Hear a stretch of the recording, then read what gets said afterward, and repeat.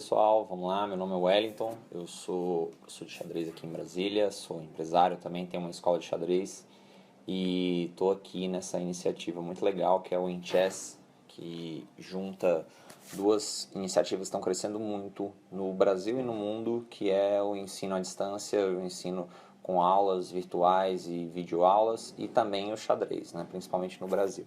Vou falar um pouquinho hoje sobre metodologia do ensino de xadrez para crianças, como que funciona, como é que acontece, porque é a grande área que eu sempre gostei de trabalhar e sempre me informei e sempre busquei novos métodos de ensino e testei diferentes metodologias e hoje eu vou falar um pouquinho aqui do que eu consegui nesse tempo meu de experiência aí. Já tem mais de 10 anos que eu lido com xadrez escolar. Bom, meu nome é Wellington, já falei, meu nome é Wellington Mello, eu sou formado em Educação Física na Universidade Católica, sou mestre em Educação na UNB, com uma disciplina, aliás, com um tema de dissertação voltado para o xadrez. Então, a influência da prática do xadrez no raciocínio infantil. E eu sou proprietário da Mearas Escola de Xadrez, uma escola de xadrez aqui em Brasília, que é especializada no ensino e venda de material enxadrístico.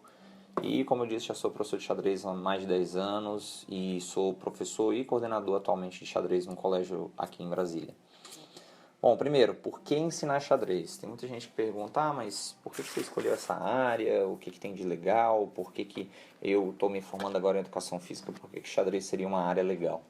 Eu gosto muito de xadrez porque te dá muitas opções de ensino, muitas opções de você modificar e ensinar diferentes coisas de um modo mais lúdico, mais legal, mais interessante para a criança.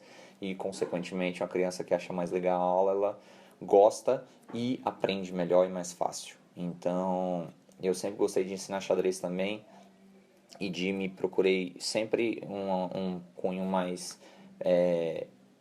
cada vez mais aprofundado de estudos científicos para isso, porque muitas pessoas falam, xadrez não ensina nada, xadrez é só brincadeira, xadrez não é só brincadeira. Aliás, depende do jeito que você lida com isso, né? Mas quando eu estava fazendo minha dissertação, eu ouvi essa frase do Milo Fernandes, falando que o jogo de xadrez é um jogo chinês que aumenta a capacidade de jogar xadrez. O que ele está dizendo isso, obviamente, de uma forma humorística, né? Que o xadrez ele não desenvolve nada. Ele só desenvolve quem joga xadrez fica muito bom em xadrez e só. Não desenvolve memória, não desenvolve raciocínio. E eu, obviamente, trabalho com isso e discordo dessa afirmação. Em certo ponto, né? Porque se o xadrez for levado apenas como um jogo e não for direcionado para um certo tema, para um certo objetivo, ele apenas se torna um simples jogo. Mas se você fizer isso com intencionalidade, você consegue muita coisa com o jogo de xadrez. Aqui no Brasil o xadrez está começando, digamos assim, pelo menos aqui em Brasília, né? Outras cidades no eixo sudoeste, sul, já são bem mais avançadas, mas a gente está começando a dar mais importância para o xadrez. Nem dá mais importância, né? Estamos começando a reconhecer a importância. Em outros países, por exemplo na Espanha, como essa reportagem aqui, está pequena, mas ela fala sobre a implantação do xadrez como uma disciplina no sistema escolar. Então ela já é uma disciplina obrigatória. Então o xadrez em outros países já está bem aprofundado, bem com a base no ensino escolar já muito forte, muito consolidada. Aqui no Brasil ainda está começando. São poucas escolas, principalmente da rede pública, que têm um ensino do xadrez mais direcionado, mais organizado. Bom, primeiro, como ensinar xadrez? Eu brinco muitas vezes, algumas palestras que eu dou, eu falo que o xadrez ele é muito chato. O xadrez é o esporte mais chato que existe. Se você passar para uma criança o xadrez do jeito que ele realmente é, e para uma criança que nunca viu, ela vai achar super chato, vai odiar, vai ir embora da sua aula e nunca mais vai querer ver xadrez na vida. Só que o xadrez ele pode ser legal dependendo da forma como você lide com ele, da forma como você apresente ele. Então, o xadrez ele é chato se ele for de uma certa forma apresentado para uma pessoa que não entende, para uma pessoa que não conhece.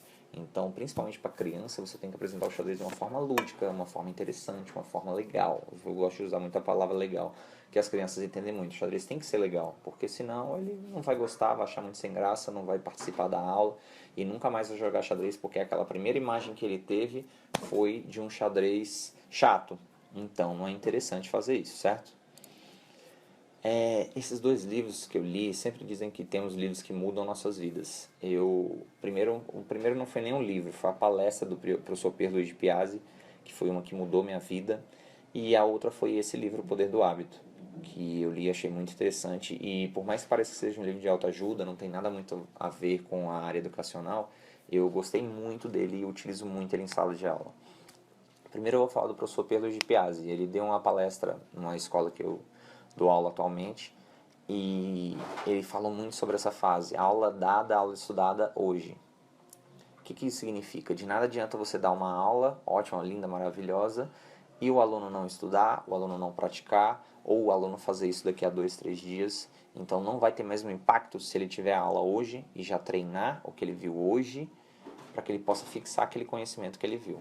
Eu vou falar mais para frente sobre essa questão de entender e aprender a diferença. Então, eu acho muito importante quando você der uma aula de xadrez, passe alguma prática, não fique só apenas na teoria. Passe alguma prática direcionada àquilo que você ensinou naquele momento. Não uma prática livre, claro que tem que ter, mas se possível, faça uma prática direcionada ao que você ensinou. É muito mais interessante.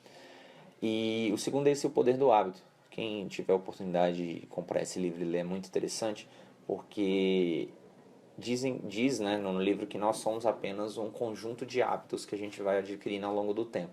E para criança isso fica muito visível. Se você em sala de aula conseguir criar hábitos nelas, você vai ter uma aula muito mais dinâmica, muito mais organizada, muito mais controlada. Você não vai ter muito problema de aluno conversando ou brincando ou desatento no momento certo, no momento que ele deveria estar prestando atenção.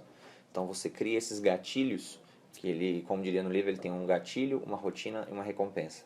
Se você criar esses gatilhos, criar essa rotina e criar essa recompensa, sua aula fica muito organizada. Você consegue descrever os momentos exatos que estão sendo estudados na aula e você sabe, você programa de certa forma a criança para ela saber se opa, agora é a hora que eu tenho que prestar atenção, opa, agora é a hora que eu posso conversar, opa, agora é a hora que eu vou jogar, opa, agora é a hora que eu vou brincar, por esses gatilhos. Então é muito interessante você usar os conceitos desse livro em sala de aula.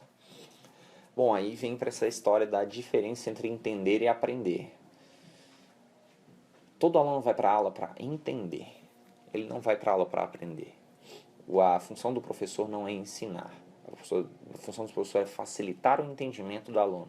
Ele poderia até aprender a entender aquilo sozinho, mas com o professor guiando, levando ele para o caminho correto, ele consegue entender de uma forma mais rápida, mais simples e mais, digamos assim, eficaz.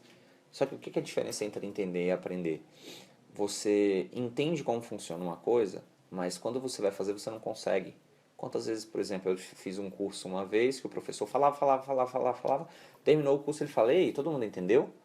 Aí a gente, entendemos. Eu falei, alguma dúvida? Ele falou, dúvida agora não. Na hora que a gente for na prática é que vai começar a surgir as dúvidas, é que a gente vai começar a ver que a gente não aprendeu ainda, você entendeu. Eu dou muito o exemplo de autoescola. Todos nós, quem tem mais de 18 anos que tirou carteira, fizemos autoescola e o instrutor falava, você passa a marcha, pisa na embreagem, solta a embreagem devagar e vai acelerando, etc. Você, entendi.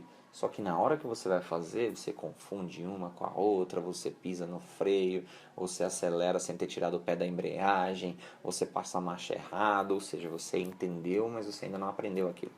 Se ele perguntar para você, eu não já te expliquei, eu não já te falei como é que é para fazer, você fala, sim, eu entendi, mas para fazer na prática é outra coisa. E o que precisa para sair da parte do entendimento para a parte de ter entendido algo para ter aprendido algo? É uma única simples palavra que chama-se treinamento. Aí, você quer aprender alguma coisa? Primeiro procure entender como ela funciona, tire suas dúvidas e depois treine. Depois de muito treino é que você vai poder dizer que você aprendeu. Nem hoje em dia, se você vai dirigir, você pensa que você tem que trocar a marcha, tem que pisar na embreagem, você pensa na sequência de uma forma assim quase que consciente? Não, você aprendeu já, então fica meio que subconsciente, você apenas faz. Não é um conjunto de coisas, é uma coisa só, é dirigir. Antigamente para você era trocar de marcha, pisar na embreagem, acelerador, freio, retrovisor, banco, volante, etc. Hoje em dia não, hoje em dia é só dirigir, porque você já aprendeu. Você entendeu na autoescola, treinou e agora você aprendeu. Então utilizem muito sala de aula e não cobrem muito os alunos de vocês. Porque muitas vezes com criança você ensina, fala, olha, peão captura na diagonal. Você acabou de falar. Aí você pergunta, entenderam? Sim, tio, entendemos. Aí daqui a pouco ele está capturando com o peão para frente. Por quê? Porque ele entendeu, mas ele ainda não aprendeu. Ele precisa treinar. Então, não cobre dos seus alunos. Não fala, meu aluno não consegue entender. Eu falo para ele, ele entendeu, ele ainda não aprendeu. Ele precisa de treinamento para isso. Então, volta naquela história de aula dada, aula estudada. Dê o tempo de treinamento para os seus alunos. Não vá cobrar alguma coisa se você não os treinou, se você não esperou eles treinarem o suficiente para poder aprender aquele conceito. Bom, vamos lá. Dúvidas comuns e respostas possíveis.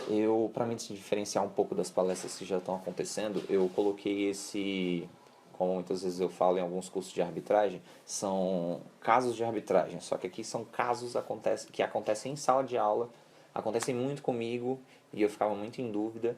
E hoje eu já consigo responder essas perguntas mais facilmente. E vou passar para vocês, que eu acho que é interessante isso. Primeiro, muitos pais me perguntam, que idade começar? Meu filho tem 2 anos, dá para aprender xadrez? Meu filho tem 4 anos, meu filho tem 6 anos. Pela minha experiência, eu acho que a idade perfeita é 6 anos de idade. Por quê? A partir de 6 anos de idade, ele já começa a ter um conhecimento, um raciocínio abstrato melhor. O que é um raciocínio abstrato? É ele poder entender na cabeça dele que o jeito que o bispo se move, sem precisar estar tocando no bispo, sem precisar mexer o bispo. Antes disso, ele tem um raciocínio muito concreto, então ele precisa pegar, ele precisa ver, ele precisa tocar, ele precisa mexer. Agora, a partir dessa idade, ele já começa a entender sem precisar tocar nas peças. Então, eu acho que a idade perfeita para começar é 6 anos. Obviamente, já tive casos de aluno com 4 anos que eu ensino e eles aprendem, assim como tem casos de meninos com 8 anos que você ensina e ele ainda tem dificuldade para aprender. Depende de cada um. Mas, eu acho que hoje em dia a média seja 6 anos de idade, uma idade perfeita. Ok? Nada impede que você possa ensinar antes ou possa ensinar depois, mas se alguém me pergunta que idade começar, eu sempre falo 6 anos de idade. Quando devo deixá-los brincar? Como eu disse, a aula tem que ser lúdica, a aula tem que ser divertida, e nada mais divertido do que uma brincadeira, e nada melhor para treinar do que uma brincadeira. Muitas vezes a gente pensa treinamento em algo sério, algo fechado, você pode passar uma brincadeira para eles poderem treinar o que você ensinou. Passo muitas brincadeiras em sala de aula, só que tem um simples problema. Tio, quando é que vai ter brincadeira de novo? Tio, hoje vai ter brincadeira? Tio, amanhã vai ter brincadeira? Então eles ficam esperando isso e ficam te cobrando. Eu uso muitas brincadeiras como recompensa. Lembra do gatilho, rotina e recompensa? Eu dou o gatilho e falo, hoje nós vamos aprender isso aqui e tudo, etc. Depois a gente vai fazer um treinamento e depois vamos brincar. Se vocês forem bem na aula, se vocês forem bem no treinamento ali, alguma coisinha que eu passar, um exercício, se vocês fizerem tudo certinho, nós vamos brincar. Então fica meio como uma recompensa para aquela rotina. Então ele já sabe, falou, tem brincadeira hoje, mas só se cumprir o desafio. E aí eu aproveito para usar esse desafio como um treinamento mais pesado, digamos assim. Eu coloco algum treinamento de ter que escrever, ter que descobrir o mate em um, etc. Conseguiram fazer isso? Podem brincar. Então usem como uma recompensa para os meninos, porque desde criança a gente é meio condicionado a isso, né? Nós primeiro fazemos nossas obrigações para depois nos divertirmos. Nossa mãe diz, vai arrumar seu quarto que depois você vai jogar videogame. Então utilizem isso em sala de aula, que faz muito sentido, dá muito certo. O que posso fazer para auxiliar no desenvolvimento dos meus alunos? Você tem que entender que sem você os seus alunos também iriam se desenvolver. Sem você eles também iriam aprender xadrez. Então qual é o seu papel? Seu papel é auxiliar.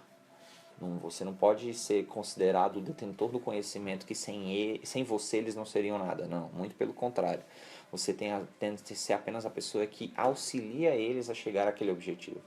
Você tem que demonstrar para o aluno que ele consegue por si próprio. Você está lá para ajudar, você não está lá para levá-lo a ele. Como assim? Por que eu digo isso? Muitos professores, eu choco muitas pessoas que às vezes eu falo que a frase que mais se ouve na minha sala é se vira. O aluno chega assim, tio, como é que faz isso aqui? Tio, eu não estou conseguindo fazer isso aqui. Eu falo, se vira. Mas obviamente eu falo isso de alguma coisa que eu já ensinei, que ele já entendeu, ele apenas está com uma certa dificuldade, muitas vezes ele está com uma preguiça de resolver. Mas você fala, se vira, ele, eita, o professor não vai me ajudar em nada, eu tenho que conseguir. E aí você vai dando algumas dicas, você nunca dá a resposta pronta para o aluno.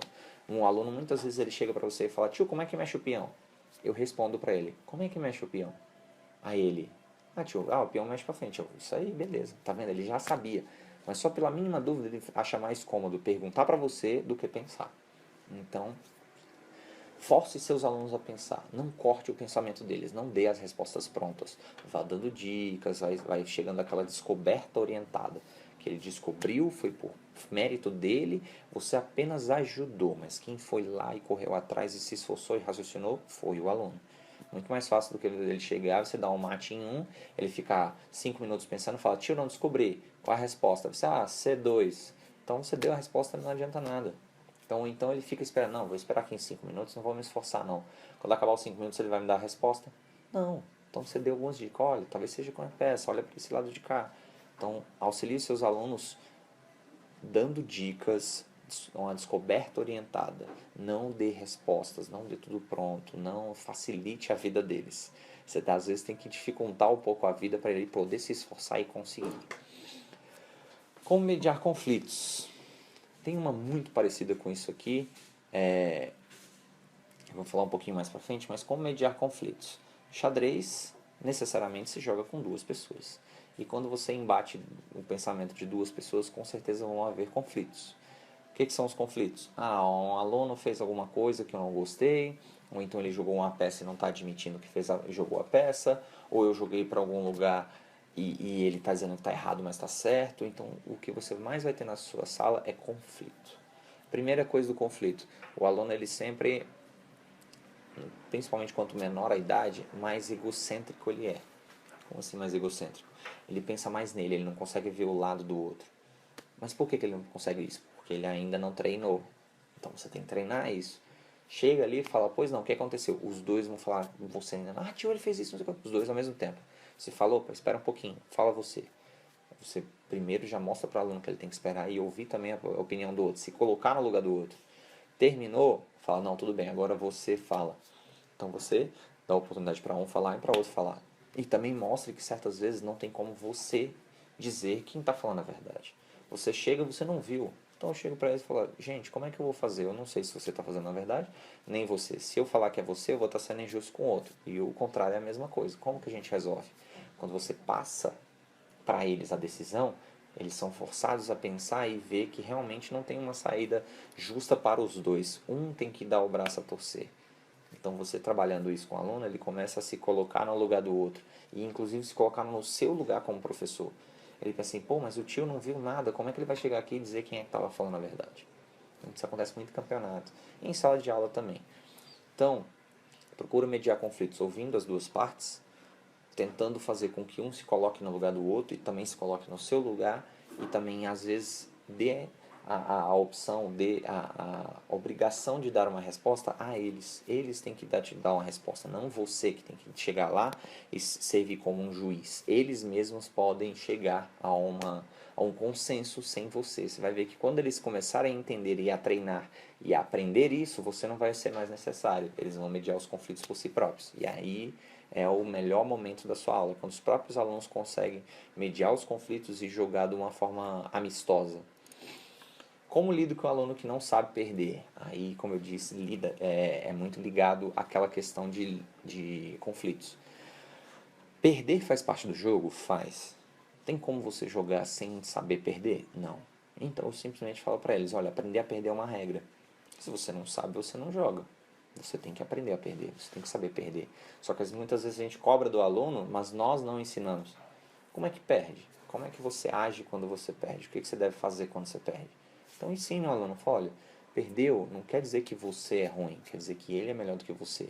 E por que ele é melhor que você? Porque ele treinou mais. Então o que você precisa ser melhor que ele? Treinar. Então, você perdeu, analisa por que você perdeu. Por que eu perdi? Eu sempre pergunto para meus alunos, ganhou ou perdeu? Não, perdeu. Mas por que você perdeu? Aí o aluno fica assim, como assim, por que eu perdi? Eu perdi porque eu sou ruim.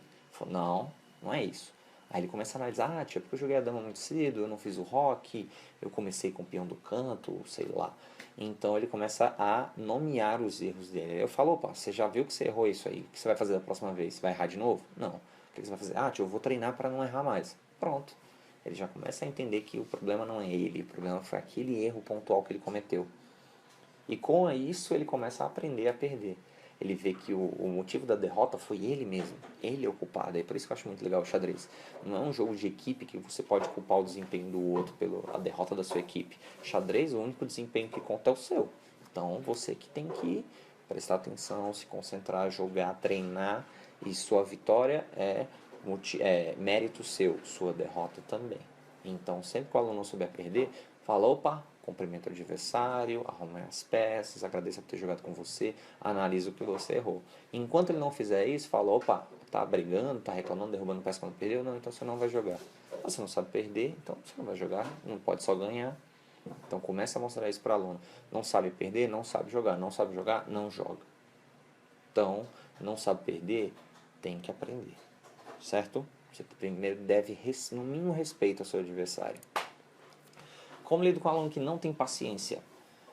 Eu sempre falo muito isso. Às vezes a gente cobra algumas coisas de crianças que nós não ensinamos. Você ensinou seu filho a ter paciência? Você ensinou seu filho a perder? Você nunca pensou nisso. Você sempre espera que ele já nasça sabendo disso, ou que ele observe para aprender isso. Ensina direcionado mesmo. Ah, o aluno que não tem paciência, ensina a ter paciência. Hoje em dia a gente faz de tudo para que o aluno não tenha paciência. Ele fica lá, tio, posso ir no banheiro, tio, posso isso, tio, posso aquilo. E você faz na hora simplesmente para ele não ficar mais reclamando com você ou pedindo. Você tem que ensinar ele a ter paciência. Você tem que mostrar para ele que sem paciência ele não vai conseguir as coisas. Como que eu treino meus alunos dessa forma? Eu faço uma brincadeira muito simples, que às vezes eu coloco um celular com um timer, coloco lá na caixa de som, e o timer tem 2 sons diferentes, cada um tocando inicialmente a 10 segundos, depois a 20 segundos, depois a 30 segundos, ele vai aumentando progressivamente. Como assim? Os primeiros 10 segundos ele dá um toque, plim, jogam as brancas. Enquanto não der o segundo toque, as pretas não jogam. Isso já força o aluno, ele fica louco para tocar nas peças, mas você está mostrando para ele que só pode quando der aquele som. Então ele já está começando a treinar a ter paciência. E aí eu falo que nesse período entre um som e o outro, é o período que ele pensar, então ele é forçado a pensar. Se você não fizer isso, ele vai falar, achei um lance, já faz. Agora, você forçou ele a pensar, às vezes, achei um lance. Mas como ele tem que ficar pensando, ele fala, tem que olhar aqui, deixa eu ver. Não, olha, tinha outro melhor. Então você, digamos assim, forçou ele a ter paciência e ele começa a aprender a ter paciência. Então treinem isso com seus alunos. Façam joguinhos dos quais eles não podem mexer enquanto você não der o sinal. Que aí mostra para ele que ele tem que acalmar, ter paciência e só jogar quando tiver esse sinal. E aos pouquinhos ele vai entendendo isso e vai levando isso para o jogo dele. Dele conter a impulsividade dele de jogar o primeiro lance, ele pensar melhor e jogar depois. Considerações finais. Eu acho que o melhor jeito de ensinar uma criança tem uma frase que eu acho que não sei se foi o Paulo Freire ou quem disse essa frase, que uma criança ela aprende melhor quando ela gosta do professor e quando sabe que o professor gosta dela. Então, quantas vezes nós, quando éramos alunos, muitas vezes a gente, professor, esquece quando a gente era aluno, que a gente fala, eu não gostava de física, mas aquele professor é tão legal que eu passei a gostar. Quantas vezes nós já falamos isso? Que a disciplina a gente não gosta tanto, mas o professor é tão legal, explica tão bem que a gente passa a gostar. E o contrário também acontece. Quando um professor com uma disciplina que você adorava ficou horrível, porque o professor é chato, porque o professor não sabe explicar direito, porque o professor cobra algo que ele não passou, porque a aula é cansativa, é uma aula chata. Então eu gosto de usar a palavra legal e chata, porque é uma polarização que os alunos entendem facilmente. Então, você quer uma aula legal, você vai aprender melhor numa aula legal. Uma aula chata, você vai aprender pior nessa aula chata. Você não vai conseguir entender, você vai ficar chateado, vai ficar desconcentrado, então você não vai aprender direito. Você não vai entender e não vai querer nem treinar e muito menos aprender depois.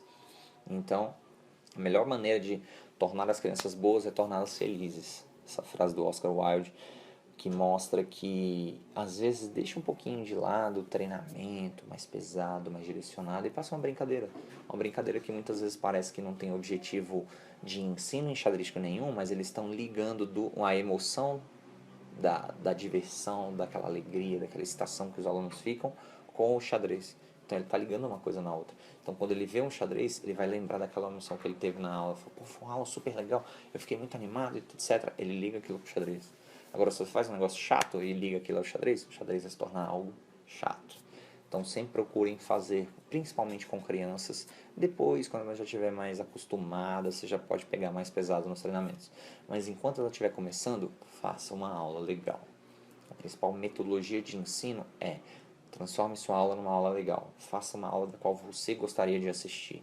Se veja como aluno e pare para pensar nisso. Observe os sinais de quando uma aula tá legal ou uma aula tá chata. Começou a pedir muito para beber água, para ir no banheiro, pode ter certeza que sua aula tá chata. Então prestem atenção nisso, nesses sinais. O aluno começou a ficar disperso. Você vê que a aula tá boa. Para mim, o melhor sinal, sabe qual é? É quando o aluno chega para outro, um tá conversando, o outro vai cutucar e fala: "Oh, silêncio, eu quero ouvir a aula". Quando não é só aquele lá mais inteligente, mais concentrado, que sempre fica assistindo sua aula. Quando muitos, até aqueles mais agitados, chegam assim, cutucam o colega e falam: "Oh, presta atenção, eu quero assistir a aula". Silêncio. Sua aula tá top. Ele tá adorando sua aula. Certo? Então, muito obrigado. Fica aí esse vídeo eu acho que vai ajudar muito para vocês nas aulas de vocês, não só de xadrez, mas até de outras disciplinas. É, São dicas bem interessantes, bem práticas, bem simples, que dá para você aplicar já desde a primeira aula até a última. E espero que vocês tenham entendido. Falta agora treinar para poder aprender e internalizar essas dicas aí. Fica aí meu contato, que é, como eu disse, da minha área de escola de xadrez. Tem meu telefone, meu celular. Quem quiser vir a Brasília, quiser conversar, trocar algumas ideias, sintam-se à vontade. Só entrar em contato comigo. Qualquer dúvida, qualquer sugestão, estamos abertos, certo? Muito obrigado, até mais.